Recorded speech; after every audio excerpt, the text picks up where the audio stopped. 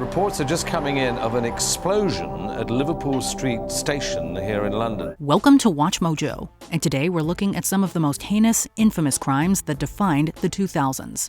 All the evidence we had pointed to the fact that Casey Anthony had killed Kaylee. The 26/11 Mumbai Attacks. Several countries found themselves on the receiving end of terrorist attacks throughout the 2000s. The Battle of Mumbai lasted 3 days. It may take a lot longer than that to piece together exactly how it was planned and carried out. One of the most infamous was the 2008 onslaught in Mumbai, carried out by the terrorist group Lashkar-e-Taiba. It consisted of 12 coordinated strikes at various buildings, from hospitals to luxury hotels. The attacks began on November 26th and lasted for 3 agonizing days before the assailants were finally stopped. By then, 166 innocent people had been killed, and hundreds more had been injured. This was terror that came from the sea. Rubber boats were apparently used to ferry the attackers ashore, possibly from this Indian fishing boat, which was reported hijacked. Once ashore, the attackers fanned out toward their planned targets. While it wasn't the first act of terrorism Mumbai faced in the 2000s, the sheer scale of 26/11 is what made it so infamous. The Madrid train incident. When commuters in Madrid boarded the Cercanías train on the morning of March 11, 2004, they could have never expected what horrors would await them. In Madrid this morning, more than 190 people were killed and more than 1,400 injured when 10 separate bombs ripped through commuter trains and railway platforms during rush hour. That day, 10 bombs planted on 4 separate trains exploded, killing nearly 200 people. The Spanish government and media blamed the Basque separatist group ETA. Later, a spokesman from Al-Qaeda claimed responsibility, but no concrete links were found. Several suspects were arrested and later convicted, but to this day, the coordinators have not been confirmed. Within hours of this morning's explosion, Spain's newspapers were on the streets with special editions. The headlines say that this is the worst terrorist massacre in Spanish history, and they're calling today our 9/11. Beyond the violence itself, the alleged government mishandling of the situation, including a false arrest, has made it one of the more controversial tragedies of the decade. The Craigslist Killer. For years, Craigslist was the go-to place for any service, from finding apartments to job hunting. But the site started getting heat for its personal ads during the 2000s. As prosecutors say, the 23-year-old medical student targeted women who advertised massage services on Craigslist. Things came to a head in 2009 when Philip Markoff was arrested for robbing 3 women and killing one of them. The discovery of a handgun and restraints in his home pointed to his involvement. He maintained his innocence, but ultimately took his own life on August 15, 2010, before his trial began. The death of Philip Markoff comes 16 months after police say he began his brutal 7-day crime spree, and 1 year after the weekend he was set to be married. Following his death, more evidence came to light, and while it wasn't confirmed to be the reason, Craigslist's erotic services section was removed a month later. The Fritzl case. The act of imprisoning a stranger is horrific enough. Doing it to your own child is even more unfathomable. For over 2 decades, Josef Fritzl lived a double life, one as a man and one as a monster. What Elizabeth Fritzl revealed was that her father, Josef, had kept her locked in a cellar for 24 years. He converted his basement into a dungeon and trapped his daughter Elisabeth inside in 1984. He assaulted her constantly and told others she had joined a cult. His abuse resulted in her having 7 children, 3 of which remained in captivity. They were finally freed in 2008, 24 years after her capture. In 2009, Fritzl was sentenced to life in prison, where he still remains today. However, a 2024 decision to transfer him to a non-psychiatric unit means he could be eligible for parole and potentially even released. He potentially could be released from prison more quickly than he releases his daughter from this hellish downstairs. The Moscow theater crisis. Going out to see a show is supposed to be a relaxing event, not one where you fear for your life. In 2002, a performance of Nordost was interrupted by dozens of attackers firing bullets in the auditorium. This is the theatre's actual recording of that fateful night's performance of a romantic comedy set in the 1950s, with a plot featuring cheerful Russian soldiers. Just a block away, 4 vans with a force of 40 heavily armed Chechen terrorists are closing on the theatre fast. They took hundreds of Russian spectators hostage and threatened to kill them should the government not withdraw troops from Chechnya within a week. 4 days and multiple casualties later, authorities released sleeping gas into the building before opening fire. While this led to the deaths of all the captors, it also resulted in around 700 captives being poisoned, and some even dying. People simply didn't know what to do. They didn't imagine the scale of what needed to be done. And as a result of that, some of the hostages that could have been saved were not saved. Both the inciting incident and the violent rescue efforts have made it one of the most unfortunate and infamous events of the 21st century. The Bishan school siege. Just 2 years after the tragic Moscow theater hostage crisis, Russian citizens faced another massive tragedy. School number 1 in Bishan was the victim of a multi-day attack by a guerrilla militia. Every year in the southern Russian town of Beslan, they remember the hundreds who were killed when the school was attacked by militants in 2004. On September 1, 2004, they took hundreds of students as hostages and even forced them to be human shields, all while destroying the interior with homemade bombs. On the third day, medical personnel attempted to enter, leading to the perpetrator setting off 2 large explosions. A bloody battle ensued, and when the smoke cleared, all but one of the militants had been slain. Russia was in mourning. There were days of mass funerals. But many families and victims blame authorities, partly for not doing enough to prevent the attack, but also for the botched rescue operation. He was later apprehended and sentenced to life in prison. Though investigations were launched, many criticized them for being incomplete and lacking transparency. The abduction of Elizabeth Smart. When thinking of home, many envision a safe space. No one would ever assume it would be the site of their disappearance, which was unfortunately the case for Elizabeth Smart. Her kidnapping captivated a nation. Whoever has her, please let her go. Well, this is every parent's nightmare. She was just 14 years old when she was kidnapped by Brian David Mitchell in the summer of 2002. He made her hike for miles before forcing her to marry him. Throughout her capture, she was assaulted daily and was forced to travel to San Diego with him and his accomplice, Wanda Barzee. Months later, in March of 2003, she was finally rescued. Both captors were sentenced, Mitchell for life and Barzee for 15 years. Both of Elizabeth's captors were sentenced to federal prison on kidnapping charges. Elizabeth testified at Mitchell's trial. He's currently serving a life sentence. Barzee was sentenced to 15 years and has since been released. The DC sniper attacks. Imagine having to live in fear, worried that the moment you step outside could be the last choice you ever make.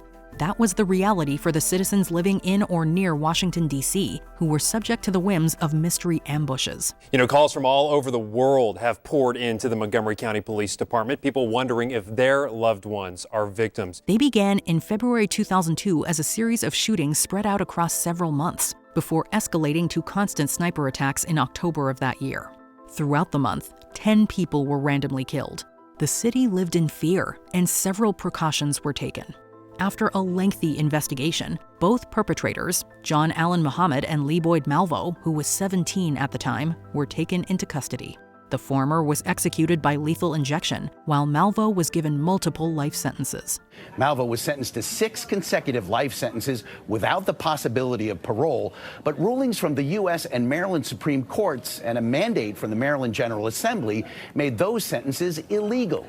Now, no longer can minors be sentenced to life without parole. Chris Benwis familicide. On the surface, Chris Benwis seemed to have it all as a highly successful wrestler and family man. In the ring, with the body of an Adonis, he was slamming opponents, being slammed, and putting on a show. Outside the ring, the former WWE World Wrestling Entertainment Champion was quietly spinning into depression. The nation was shocked when it was revealed that he not only took his own life, but also killed his wife and son in 2007. While he didn't leave behind a clear motive, several theories cropped up from both the medical community and fans. Some speculated that the constant concussions he received at work could have played a role, while others insisted it was the result of steroid use. As a result, World Wrestling Entertainment made all of their content rated PG and removed him from most of their published media. You didn't want to believe it, can't be true. But it was. The Ariel Castro kidnappings. It may not have come to national prominence until 2013, but this series of heinous crimes first began over a decade beforehand. From 2002 to 2004, Ariel Castro kidnapped 3 young women, Michelle Knight, Amanda Berry, and Gina DeJesus.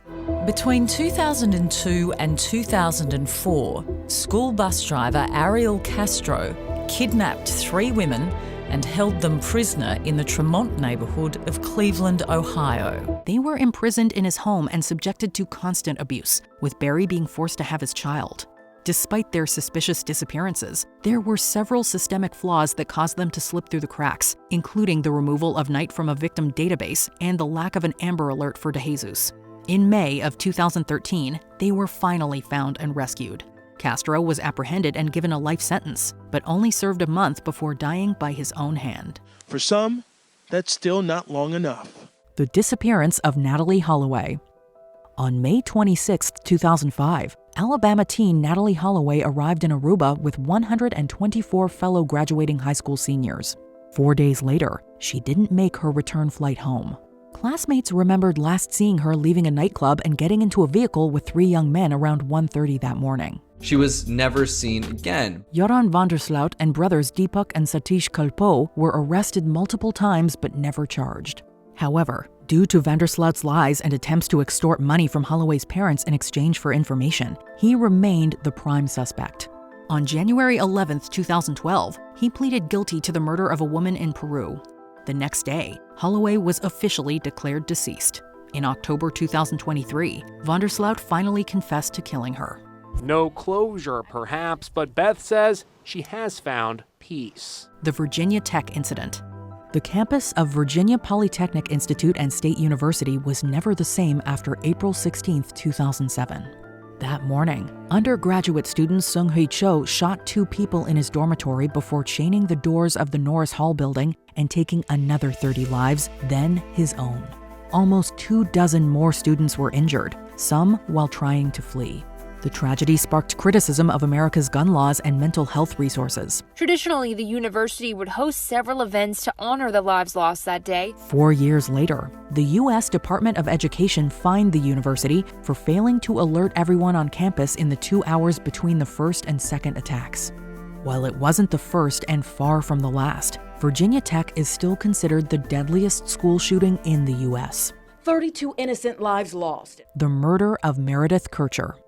In 2007, American exchange student Amanda Knox was studying abroad in Perugia, Italy, when she and her Italian boyfriend, Raffaele Sollecito, were accused of murdering her roommate Meredith Kercher. The couple was ridiculed in the Italian press, particularly Knox, who was painted as a devious seductress motivated by sex. In 2009, both Knox and Sollecito were convicted on multiple charges, including murder and sexual violence, with Knox sentenced to 26 years in prison and 25 for Sollecito. The court sentences Knox to 26 years in prison and Sollecito to 25 years. Italy's legal process and interrogation tactics were widely criticized, eventually leading to Knox's acquittal and release in 2011. But it wasn't until 2015 that she and Sollecito were officially exonerated. Fully exonerated only last year by the Italian Supreme Court. The murder of Lacy Peterson. On December 24, 2002, soon-to-be mom 27-year-old Lacy Peterson went missing. She's considered a high-risk missing person under suspicious circumstances. Her body wasn't found until April 14, 2003, one day after her unborn son Connor was discovered a mile away. Since the beginning of the investigation, Lacy's husband Scott Peterson was a suspect due to his odd behavior in the midst of his wife's disappearance. Investigators learned that he was having an affair when his girlfriend Amber Fry came forward. Scott told me he was not married. We did have a romantic relationship. She had been unaware that he was married.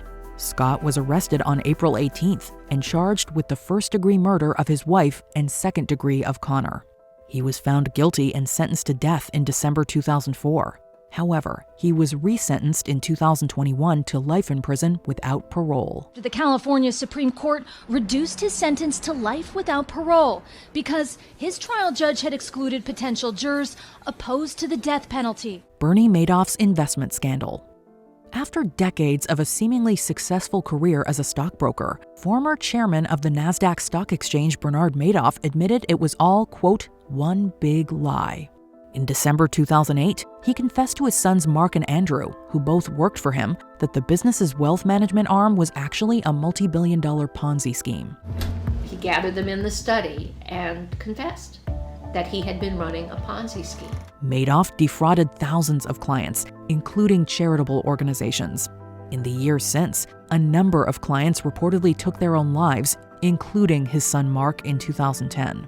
Madoff died of natural causes in 2021 while serving a 150-year sentence. At his 2009 sentencing, Madoff turned to his victims. "I'm sorry," he said. "I know that doesn't help you." It didn't, and neither does Bernie Madoff's death. The disappearance of Madeline McCann. While vacationing in Praia da Luz, Portugal, British couple Kate and Jerry McCann experienced a parent's worst nightmare.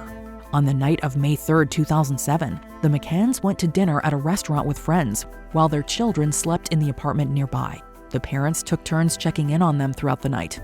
When Kate went in, her twin toddlers were asleep, but 3-year-old daughter Madeline had vanished. Madeline McCann was nearly 4 when she disappeared from the family's holiday apartment in Portugal in 2007. Portugal authorities launched an investigation that was later criticized because residents were not interviewed and the crime scene wasn't properly secured, among other mistakes.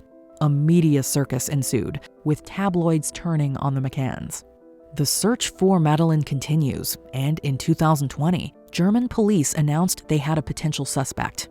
As of 2025, no charges have been filed. For all the theories, Madeline's parents cling to one simple fact. There is no evidence their daughter has come to any harm. It gives them hope that she is still alive. The Enron scandal. Considered one of the largest bankruptcy filings in U.S. history, the fall of Houston-based energy company Enron is synonymous with scandal. Some other companies fold because a product's not selling or something happened, but this company collapsed because of greed, corporate greed. For years, executives used fraudulent accounting practices and inaccurate financial reporting to cover up debts and failed ventures amounting to billions of dollars. On December 2, 2001, Enron filed for Chapter 11 bankruptcy. When Enron declared bankruptcy in December 2001, 4,000 employees lost their jobs that day. Thousands of Enron employees lost their pensions and 401ks, along with their jobs. Several executives were charged with federal fraud, with some sentenced to prison, including CEO Jeffrey Skilling and CFO Andrew Fastow. Enron's founder, Kenneth Lay, died of heart disease before his scheduled sentencing. Oh, I didn't expect that. The death of Caylee Anthony. On July 15, 2008, just 1 month before she turned 3, Caylee Anthony was reported missing by her grandmother. The grandmother reported it had been a month since Casey or anybody had seen Caylee. But according to her mother, Casey, she'd actually been missing since mid-June, supposedly kidnapped by a babysitter, a story that was immediately suspicious. Casey was charged with murder in October, and Caylee's remains were found near the Anthony's home in December. With regret, I'm here to inform you that the skeletal remains found on December 11th are those of the missing toddler, Caylee Anthony. Because of her conduct and lies to authorities, Casey became the most hated mom in America. The case was a media sensation, especially during the 2011 televised trial. Her defense team argued that Caylee had accidentally drowned and that Casey and her father tried to cover it up. Perhaps the most shocking part of the case was the verdict: not guilty. As to the charge of first-degree murder, we, the jury, find the defendant not guilty. The London 7/7 attack. In the early hours of July 7, 2005, Londoners made their commutes during the city's morning rush hour. Within seconds of each other, there were 3 explosions on the London Underground just before 9 a.m., orchestrated by Islamist terrorists. Reports are just coming in of an explosion at Liverpool Street Station. Bombs were detonated on 3 train cars outside different stations: Liverpool Street, Edgware Road, and between King's Cross and Russell Square. Almost an hour later, a 4th explosion happened on a double-decker bus in Tavistock Square. We're now hearing reports that a bus has been ripped apart in an explosion in central London. The bombings took the lives of 52 victims, in addition to the 4 perpetrators, and left 784 injured. Later that month, more attacks on the transit system were carried out, but fortunately, didn't fully detonate. But what was striking was the calmness of the crowds on the day that London suffered. Before we continue, be sure to subscribe to our channel and ring the bell to get notified about our latest videos. You have the option to be notified for occasional videos or all of them. If you're on your phone, make sure you go into your settings and switch on notifications. September 11th. Since the tragic events of 2001, September 11th has become a day of mourning for Americans. The first attacks took place that morning when 19 Islamic terrorists hijacked 4 flights traveling to California. 2 planes were redirected to New York, crashing into the World Trade Center's Twin Towers. The 3rd plane crashed into the Pentagon in Virginia, while a passenger revolt on the 4th caused it to crash in a field in Pennsylvania, rather than its intended target, believed to be the White House or state capitol. 4 minutes later, Flight 93 crashes into a field near the town of Shanksville, Pennsylvania. Between the 4 locations, 2,996 people were killed and many thousands more injured. 9/11 remains the deadliest terrorist attack in history. Thousands of lives were suddenly ended by evil, despicable acts of terror. Are any of these infamous crimes news to you? Let us know in the comments below. And I'll tell her everything's gonna be okay. One day we'll get out. One day we'll be free.